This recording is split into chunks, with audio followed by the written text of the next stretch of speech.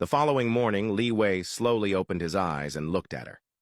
He gently woke her, whispering a soft good morning, and told her that they needed to get ready. He got out of bed and stood there, waiting for her to rise.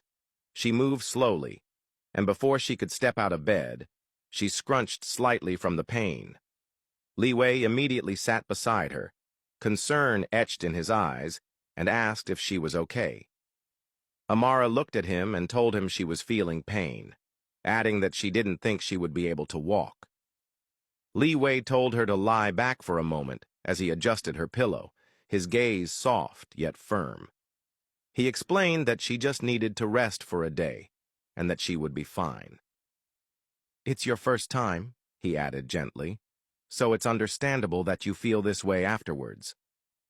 Amara, a bit concerned, told him that she could miss her lecture, but Leeway quickly assured her that he would speak to her professor and arrange for an online lecture, emphasizing that she needed to rest. "You'll be fine," he promised again. Amara nodded, feeling reassured. He leaned in and kissed her forehead, softly telling her that next time he would be more gentle.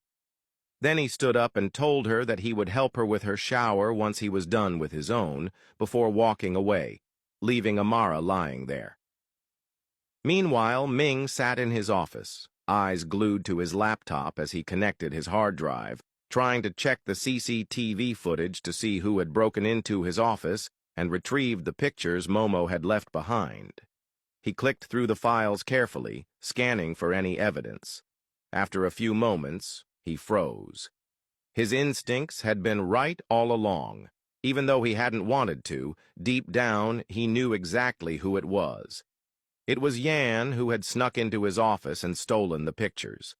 Ming sat there, hurt and disappointed, his chest tightening with a painful mix of emotions. He knew he loved her so much, and deep down he still believed she was a good person, that she would change, that she was acting this way because of the pain of losing Leeway, which he could understand. But seeing her go so far as to be part of someone else's abduction, it cut him deeper than he could put into words.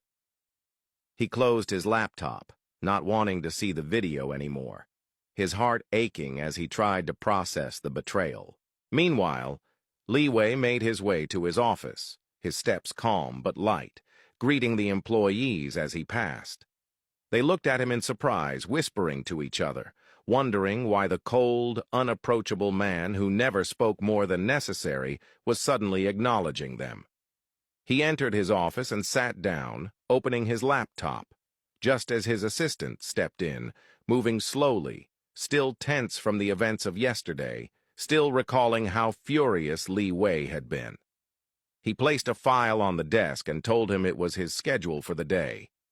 Leeway picked it up, glanced through it, then looked at him and said it was good. The assistant blinked, hesitant, asking if he was sure if he wanted to change anything, and Leeway shook his head, telling him he had done a great job. The assistant's eyes widened. This was the first time Leeway had praised him. Before he could leave, Leeway called him back, and the assistant froze, unsure what he was about to say. Leeway kept his gaze steady on him, telling him to inform the other employees that lunch would be on him today, that they had been working hard, and they deserved it. The assistant's eyes widened again, glancing at Leeway as if trying to figure out if this change was real. Leeway simply told him he was okay and that he should leave before he took back the free lunch. The assistant smiled, thanked him, and hurried out. Alone, Leeway sat there, unable to focus. His mind drifted back to last night, to Amara, to every movement, every sigh, every touch that still lingered in his skin, in his mind. He had loved every second, yet knew it would make him more addicted, more ensnared, and the thought both thrilled and terrified him. Then his phone rang.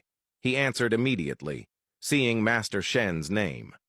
Master Shen's voice was sharp, laced with anger, asking why Leeway had switched off his phone, why he hadn't answered, why he had even changed the locking pin at home without informing him. Leeway stammered, saying he had been busy. Master Shen's tone hardened, demanding if being busy justified changing locks and ignoring calls, and then came the question he had anticipated. Had he slept with her? Leeway remained silent, knowing that his silence spoke enough. Master Shen's voice shifted, a mixture of disappointment and authority, stating that he had gone against advice and slept with Amara. Leeway spoke, quiet but firm, explaining he couldn't hold back any longer, and neither could she. They had been torturing themselves, and they had given in. Master Shen's voice was almost incredulous, reminding him that he hadn't touched a woman in 10 years for the mission, and Leeway had only a few months, yet was already tempted. Leeway promised it would never happen again, that it was the first and last time, that he would wait until the mission was complete. Master Shen warned him to keep that promise, that if he failed, he would intervene personally or monitor them again, reminding him of the last mistake he had made and that it must not happen again.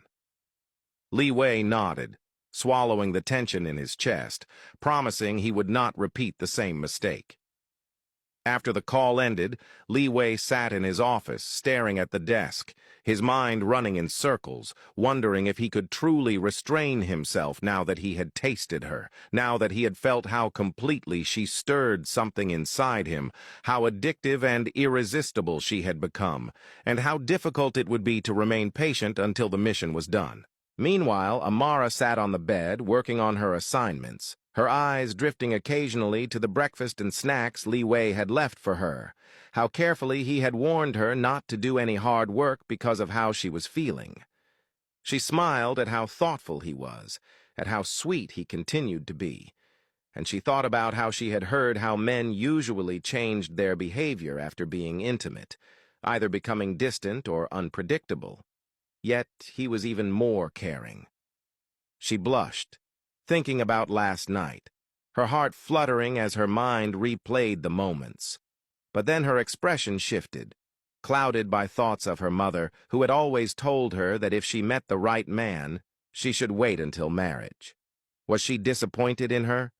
Disappointed that she couldn't follow the lesson, that she had failed to fully control herself?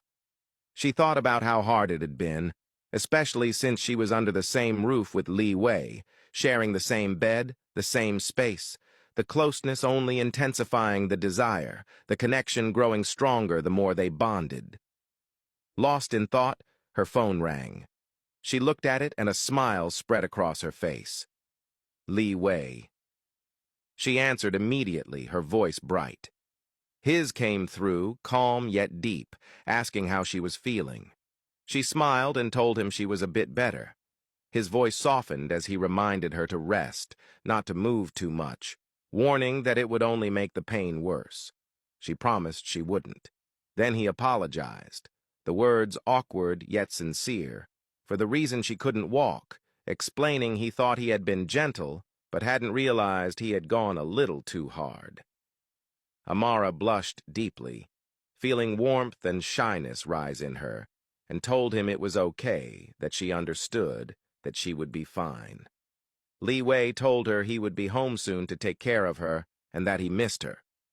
Before he could hang up, she called him babe, and hesitating for a brief moment, whispered that she loved him. Silence hung between them, heavy and fragile, and then his voice returned, firm yet gentle, telling her he would be home soon, that he couldn't wait to have her in his arms, and to take care of herself. He hung up, and Amara stayed still for a moment, a small, warm smile lingering on her lips. Leeway sat there, staring at his phone, a pang of guilt washing over him. He couldn't say it back, couldn't tell her he loved her. It wasn't that he didn't want to, he wanted to more than anything, but the word itself terrified him, the weight of it, the risk of losing something so precious. He had loved before and had lost.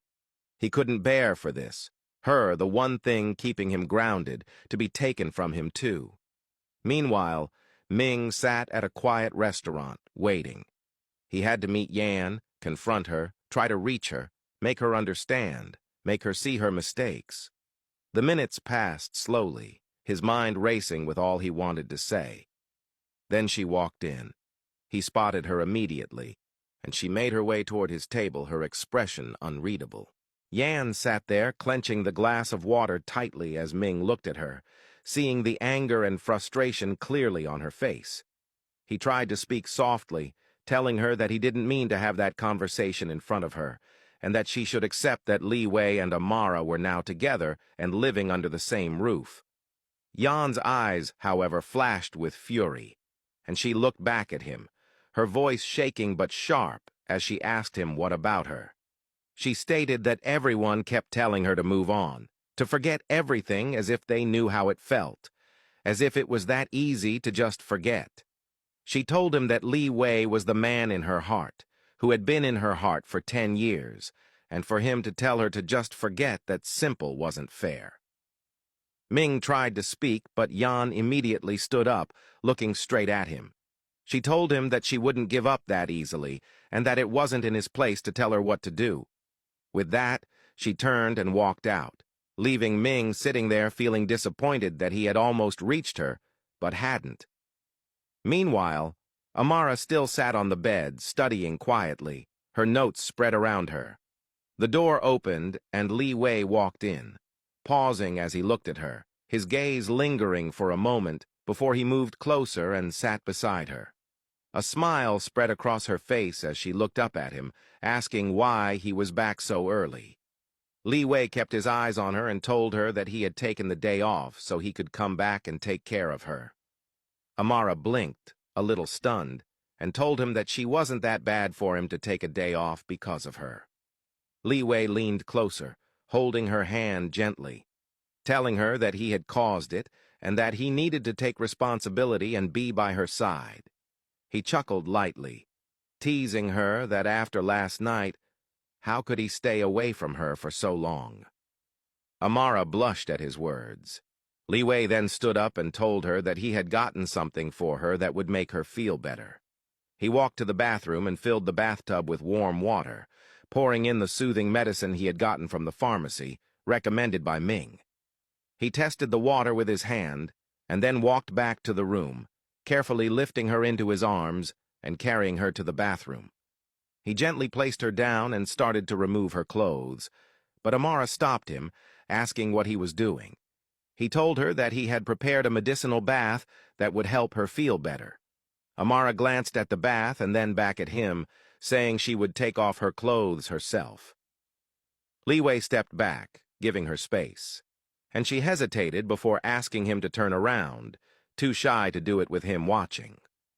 Leeway laughed softly and told her that he had already seen everything and that she didn't need to feel that way.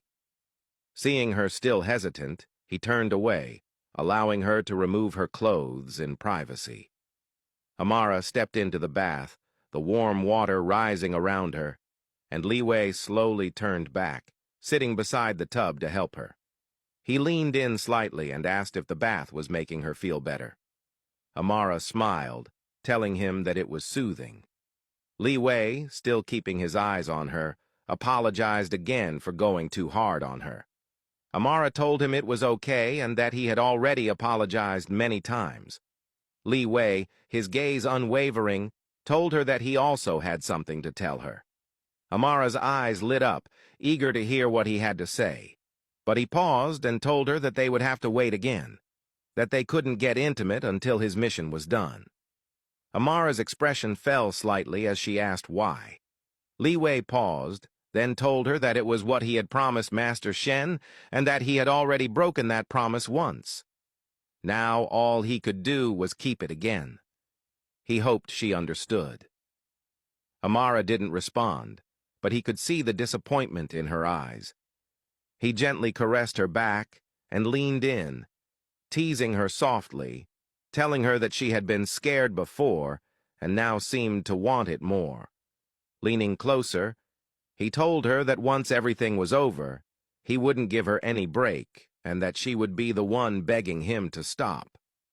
Amara, blushing, told him that it wasn't like that and that she felt a little sad for coming in between him and his mission. Before Leeway could respond, he heard a noise in the house, He noted that he had already changed the entrance pin and wondered who it could be. Looking at Amara, he told her he was going to check and stood up, moving toward the source of the sound, his senses alert, trying to figure out who had entered.